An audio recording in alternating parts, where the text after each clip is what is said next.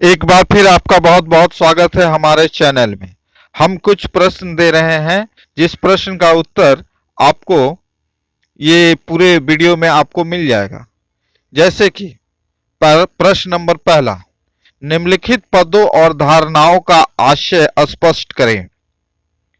भारतीय विद्वता, संस्कृति, उत्पादन की शक्ति और संबंध। दूसरा प्रश्न है, प्राचीन भारतीय इतिहास में उपनिवेशवादी इतिहासकारों के मतों का मूल्यांकन करें। मूल्यांकन के क्रम में उनके मतों की विशिष्ट उदाहरण दें। तीसरा प्रश्न है, प्राचीन भारतीय इतिहास के अध्ययन में राष्ट्रवादी इतिहासकारों के योगदान का विवेचना करें। चौथा प्रश्न है, निम्नलिखित विषय पर एक वाद विवाद आयोजित करें, जिसमें कि प्राचीन भारत के इतिहास में उपनिवेशवाद इतिहासकारों द्वारा की गई भ्रांतियों को आधुनिक भारतीय इतिहासकारों ने दूर किया। कैसे? इन चारों प्रश्नों का उत्तर आपको पूरे वीडियो में मिल जाएगा। यह इंटरमीडिएट का प्राचीन भारत का चैप्टर है।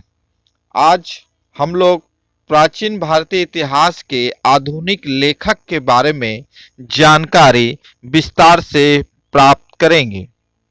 तो आइए हम विचार करते हैं उपनिवेशवादियों के विचार और योगदान के बारे में। यद्यपि शिक्षित भारतीयों ने हस्तलिखित महाकाव्यों, पुराणों और जीवन चरित्रों जैसे ग्रंथों के रूप में अपने पारंपरिक इतिहास को संजोए रखा, तथापि प्राचीन भारत के इतिहास में आधुनिक ढंग से अनुसंधान 18वीं सदी के उत्तरार्ध में आकर आरंभ होता है। ब्रिटेन वालों ने जब यहाँ शासन कायम किया, तब उन्हें उपनिवेशिक प्रशासन के हित में इसकी आवश्यकता प्रतीत हुई। जब 1765 में बंगाल और बिहार ईस्ट इंडिया कंपनी के शासन में आया, तब उन्होंने शासकों को हिंदुओं के उत्तराधिकार की न्याय व्यवस्था करने में कठिनाई का अनुभव हुआ। अतः 1776 में सबसे अधिक प्रामाणिक माने जाने वाली मनुस्मृति का अंग्रेजी अनुवाद एक कोड ऑफ जेंटुलोज के नाम से कराया गया। हिंदुओं के दीवानी न्याय कार्य में पंडित लोगों और मुसलमानों के दीवानी न्याय कार्य में मौलवी लोग ब्रिटिश जजों के साथ लगा दिए गए। प्राचीन कानूनों और रीति रिवाज को समझने के लिए प्रयास आरंभ हुआ, जो व्यापक रूप से 18वीं सदी तक चलता रहा और इसी के परिणाम स्वरूप 1784 में कलकत्ता में एशियाटिक सोसाइटी ऑफ बंगाल नामक शोध संस्था की स्थापना हुई। इसकी स्थापना ईस्ट इंडिया कंपनी के सर विलियम जोन्स नामक सिविल सर्जन ने की, जिन्होंने 1789 में अभिज्ञान शकुंतलम नामक नाटक का अंग्रेजी में अनुवाद किया। जबकि हिंदुओं के परम प्रसिद्ध धार्मिक ग्रंथ भागवत गीता का अंग्रेजी अनुवाद 1785 में विल्सन ने किया। 1804 में बंबई में एशियाटिक सोसाइटी की स्थापना हुई और 1823 में लंदन में Asiatic society of great Britain की स्थापना हुई। विलियम जोन्स ने यह प्रतिपादित किया कि मूलतः यूरोपीय भाषाएं संस्कृत और ईरानी भाषाओं से बहुत ही मिलती हैं। इस तथ्य की खोज ने जर्मनी, फ्रांस, रूस आदि यूरोपीय देशों में भारतीय विद्या के अध्ययन में गहरी रुचि जगाई। 19वीं सदी के पूर्वार्ध में इंग्लैंड तथा कई अन्य यूरोपीय देश में संस्कृति के आचार्य पद की स्थापना हुई। भारतीय विद्या के अध्ययन को सबसे अधिक बढ़ावा दिया जर्मनी के सपूत एफ मैक्स मूलर ने, जिसका अधिकांश जीवन इंग्लैंड में बीता। 1857 के विद्रोह ने ब्रिटिश शासकों की आंखें खोल दी। उसे मालूम हो गया कि यह जिन विदेशी लोगों पर उन्हें शासन करना है, उसके रीति रिवाजों और सामाजिक व्यवस्थाओं का उन्हें गहन ज्ञान प्राप्त करना होगा। इसी तरह क्रिश्चियन मिशनों के धर्म प्रचारकों ने भी हिंदू धर्म की दुर्बलताओं को जानना अवश्य समझा, ताकि वह धर्म परिवर्तन करा सके और इसके द्वारा ब्रिटिश साम्राज्य को मजबूत बना सके। इन आवश्यकताओं की पूर्ति के लिए मैक्स मूलर के संपादकता में विशाल मात्रा में प्राचीन धर्म ग्रंथों का अनुवाद किया गया। ये अनुवाद second book of the year series में कुल मिलाकर 50 खंडों में है, जिनमें कई खंडों के अनेक भाग भी हैं प्रकाशित हुए। यद्यपि इस सीरीज में कुछ चीनी और ईरानी ग्रंथ भी शामिल किए गए, पर वास्तव में प्राचीन भारतीय धर्म ग्रंथ ही प्रमुख हैं। उपयुक्त अनुवादों के प्रस्तावनाओं में और उनके आधार पर लिखी गई पुस्तकों में पश्चात विद्वानों ने प्राचीन भारत के इतिहास और समाज के स्वरूप के बारे में कई सामान्य निष्कर्ष स्थापित किया है। उनका मत है कि प्राचीन भारत के लोग को इतिहास का विशेषतः काल और तिथि क्रम का बोध नहीं था। उन्होंने यह भी कहा है कि भारत के लोग स्वेच्छाचारी शासन के आदी रहे हैं और वे आध्यात्मिक या पारलौकिक समस्याओं में ही डूबे रहे और ऐतिहासिक समस्याओं की चिंता नहीं करते थे। जाति प्रथा या वर्ण व्यवस्था को सामाजिक भेदभाव का भारी कुचक्र माना गया। पश्चात विद्वानों ने दृढ़तापूर्वक कहा कि भारतीयों को ना तो राष्ट्रीय भावनाओं का एहसास था, ना किसी प्रकार के स्वशासन का अनुभव। ऐसे बहुत सारे निष्कर्ष बिस्मेंट आर्थर स्मिथ की पुस्तक अर्ली हिस्ट्री ऑफ इंडियन में प्रकाशित हुई। उन्होंने प्राचीन भारत का यह पहला सुव्यवस्थित इतिहास 1904 में तैयार किया। उन्होंने यह पुस्तक उपलब्ध स्रोतों के गहन अध्ययन के आधार पर लिखी और इसमें राजनीतिक इतिहास को प्रधानता दी। यह लगभग 50 वर्षों तक पाठ्य पुस्तक का काम देती रही और आज भी विद्वान लोग इसका उपयोग करते हैं। इतिहास के प्रति स्मिथ की दृष्टि समाजवादी थी। इंडियन सिविल सर्विस के निष्ठावान सदस्य के रूप में उन्होंने भारत में विदेशियों की भूमिका को उजागर किया। उनकी पुस्तक के 1/3 भाग में केवल सिकंदर का आक्रमण वर्णित है।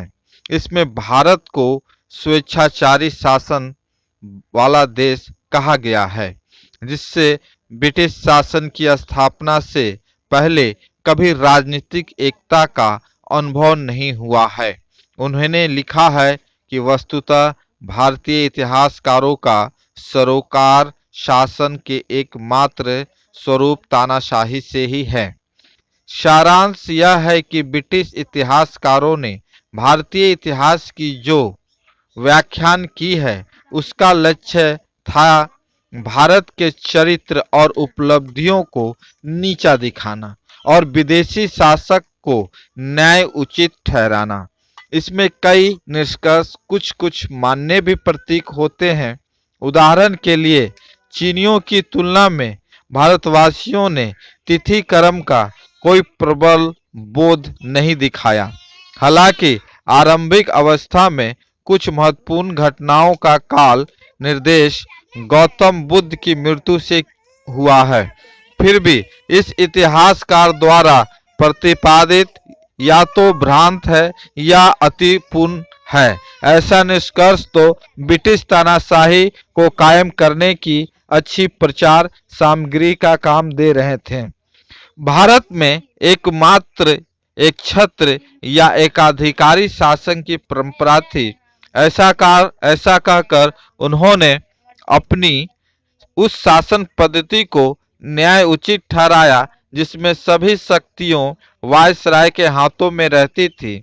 इसी तरह यदि भारत के लोग केवल परलोक की समस्याओं में डूबे रहते थे तो उनके इहलौकिक जीवन की देखभाल ब्रिटिश उपनिवेश अधिकारी लोग नहीं करेंगे तो और कौन करेगा। भारतीय जिसे अतीत में स्वशासन का कभी अनुभव ही नहीं रहा, भला वर्तमान में अपना शासन आप कैसे चला पाएंगे। ऐसे सभी निष्कर्षों की भीतरी नियति यही दिखाई जाती थी। भारतीयों अपना शासन अपने आप करने में असमर्थ हैं। राष्ट्रवादियों की दृष्टि में योगदान, ये सारी बातें भारत के विद्वानों के लिए, विशेषकर उनके लिए जो पाश्चात्य शिक्षा पाए हुए थे, भारी चुनौती बनकर आई। वे एक और उपनिवेशवादियों का दोबारा इतिहास को तोड़ मड़ोड़ कर भारतीय की अतीत की छवि धूमिल किए जाने से चिढ़े हुए थे, तो दूसरी ओर भारत के पतोन्मुख सामंती समाज और इंग्लैंड के फलते फूलते पूंजीवादी समाज के बीच घोर वैषम्य देखकर दुखी थे। बहुतेरे विद्वान दृढ़ संकल्प के साथ मैदान में उतरे। उनका मिशन भारतीय समाज को सुधारना ही नहीं था, बल्कि यह भी था कि भारत के प्राचीन का इतिहास का इस प्रकार पुनर्निर्माण किया जाए कि उसके समाज को सुधारने में और इसे भी बढ़कर स्वराज प्राप्त करने में सहायता मिली। ऐसे करने में अधिकतर इतिहासकारों तो हिंदू पूर्व जागरण की लहर में प्रभावित हुए, किंतु ऐसे विद्वान भी कमी न थी जो तर्क निष्ठा और वस्तुनिष्ठा रुख अपनाते रहे। ये इस द्वितीय कोटे में आते हैं राजेंद्र लाल मित्र, जिन्होंने कई वैदिक मूल ग्रंथ प्रकाशित किए और इंडो एरियंस नाम की पुस्तक लिखी। प्राचीन परंपरा के परम प्रेमी लाल ने प्राचीन समाज को तर्कनिष्ठा दृष्टि से देखा और एक जबरदस्त पुस्तिका लिखकर यह सिद्ध किया कि प्राचीन काल में लोग गोमांस खाते थे। कुछ अन्य विद्वानों ने यह सिद्ध करने का प्रयास किया कि अपनी विशेषताओं के बावजूद वर्ण व्यवस्था श्रम विभाजन पर आश्रित उस वर्ग प्रथा के मूलतः भिन्न नहीं है जो यूरोप के पारक औद्योगी और प्राचीन समाजों में पाई गई है। महाराष्ट्र में रामकृष्ण गोपाल भंडारकर और विश्वनाथ काशीनाथ राजवाड़े जो संप्रति महापंडित निकले, जिन्होंने देश के सामाजिक और राजनीतिक इतिहास के पुनर्निर्माण के लिए विभिन्न स्रोतों को बटोरा। आज भी भंडारकर ने सतवाहनों के दक्कन के इतिहास का और वैष्णव एवं अन्य संप्रदायों के इतिहास का पुनर्निर्माण किया। आप महान समाज सुधारक थे और अपने शोध में विधवा विवाह का समर्थन किया और जाति प्रथा एवं बाल विवाह की कुप्रथा का खंडन किया। बी के राजवाड़े विशुद्ध अनुसंधान की धुन में संस्कृति की पांडुलिपियां और मराठा इतिहास के स्रोतों की खोज करते हुए महाराष्ट्र के गांव-गांव घूमे और ये स्रोत 22 खंडों में प्रकाशित हुई। उन्होंने लिखा तो अधिक नहीं, किंतु 1926 में उन्होंने मराठी में विवाह प्रथा का जो इतिहास लिखा वह सदा चोटी पर रहेगा, क्योंकि वह वैदिक तथा अन्य शास्त्रों के ठोस आधार पर खड़ा है। और उसमें भारत में विवाह के विकास के विभिन्न प्रक्रमों को लेखक ने गहरी पैठ के साथ बताया। पांडुरंगम बावन कांठे संस्कृत के प्रखंड पंडित और समाज सुधारक हुए। उन्हें विधिवत की चली आ रही परंपराओं को आगे बढ़ाया। उनका विशाल कीर्ति स्तंभ हिस्ट्री ऑफ धर्मशास्त्र, जो वर्तमान सदी में 5 खंडों में प्रकाशित हुआ है, सामाजिक नियमों और अत्याचारों का विश्वकोश है। इसके सहारे हम प्राचीन भारत में सामाजिक प्रकृतियां का अध्ययन कर सकते हैं।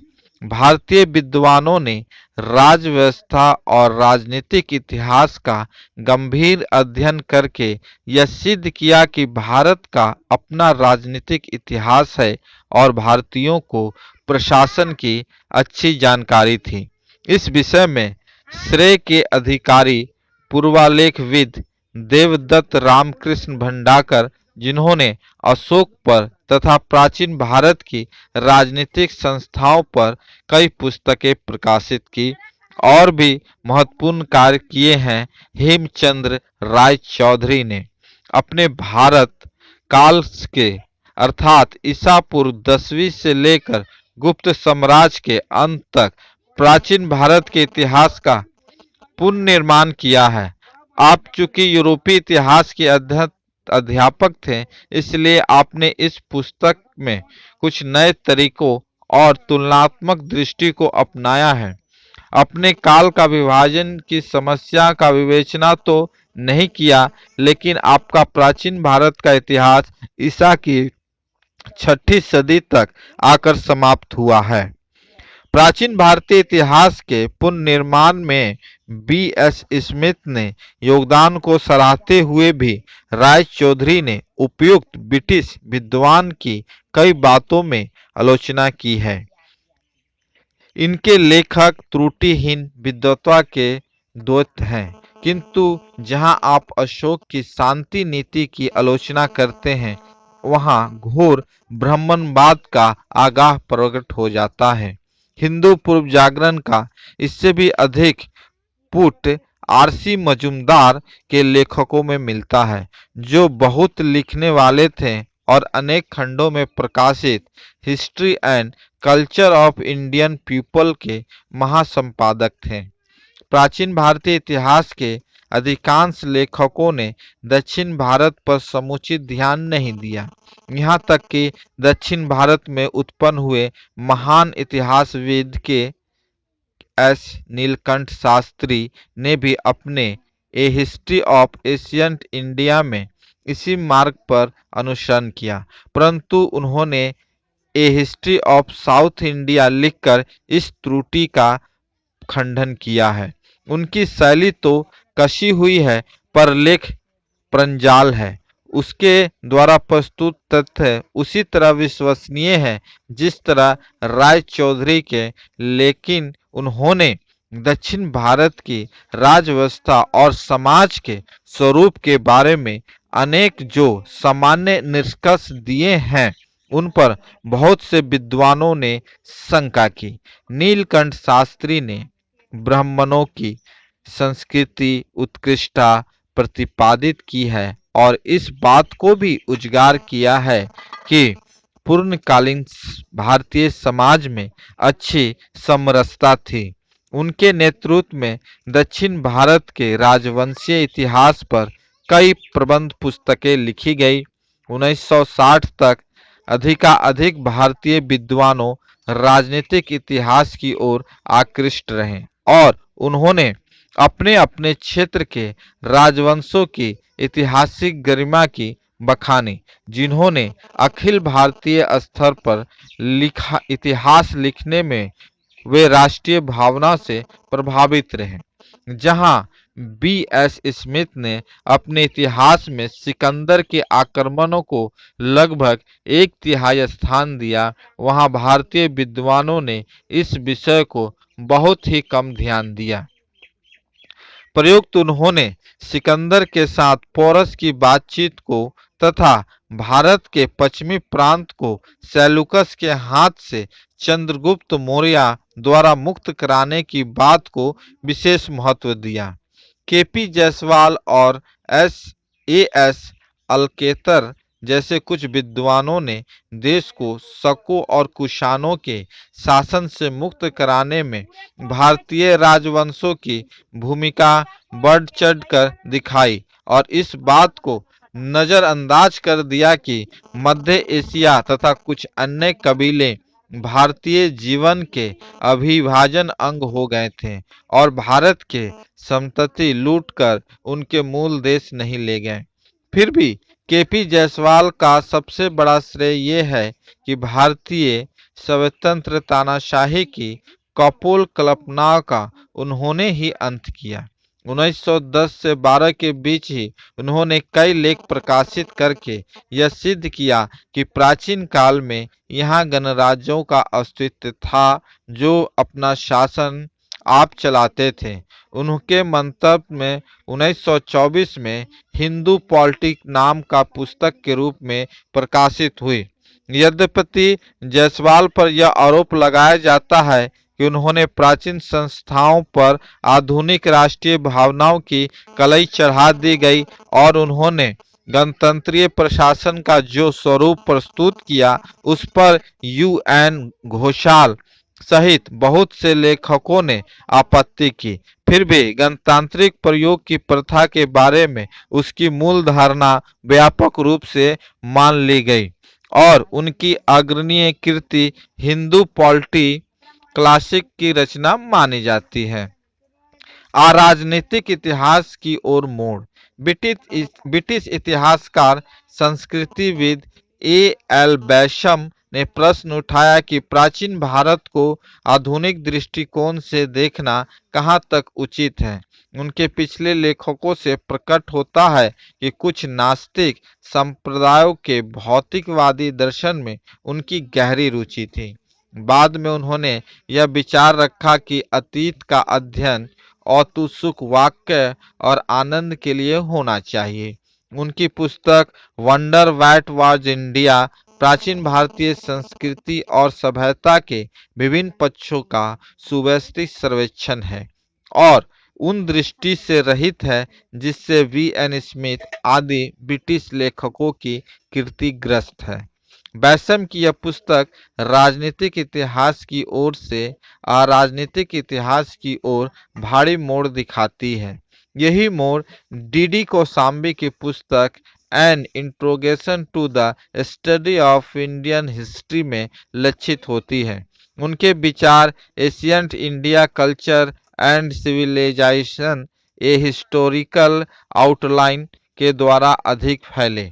कौशाम्बी ने भारतीय इतिहास को नया रास्ता दिखाया। वे अपना विवेचना इतिहास की उन भौतिक व्याख्यान के अनुसार करते हैं जो कार्ल मार्क्स के लेखकों से निकलती है। आप प्राचीन भारतीय समाज और अर्थतंत्र और संस्कृति के इतिहास को उत्पादन की शक्तियों और संबंधों के विकास के अभिन्न अंगों के स्वरूप में प्रस्तुत करते हैं। सर्वप्रथम आपने ही अपनी पुस्तकों में जनजातियों और वर्णों की प्रक्रियाओं की दृष्टि से सामाजिक और आर्थिक विकास की अवस्थाओं का सर्वेक्षण किया है। आपकी आलोचना बैसम सहित अनेक विद्वानों ने की, लेकिन पुस्तक का उपयोग फिर भी व्यापक रूप से होता आ रहा है। पिछले 50 वर्षों के बीच प्राचीन भारत पर काम करने वाले विद्वानों की कार्यप्रणालियों और दिशा निर्धारणों में महान परिवर्तन हुए हैं।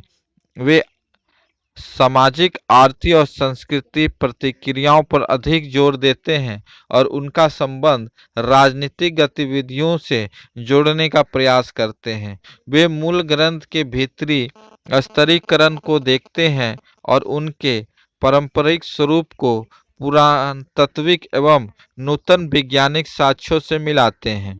ये सभी ऐतिहासिक अध्ययन को शुभ लक्ष्य हैं। दुर्भाग्यवश कुछ लेखक धर्म की भूमिका को अधिक महत्व देने लगे हैं और ऐसा समझने लगे हैं कि जो लोग कुछ भी अच्छे हैं उन सभी का उद्भव भारत में हुआ।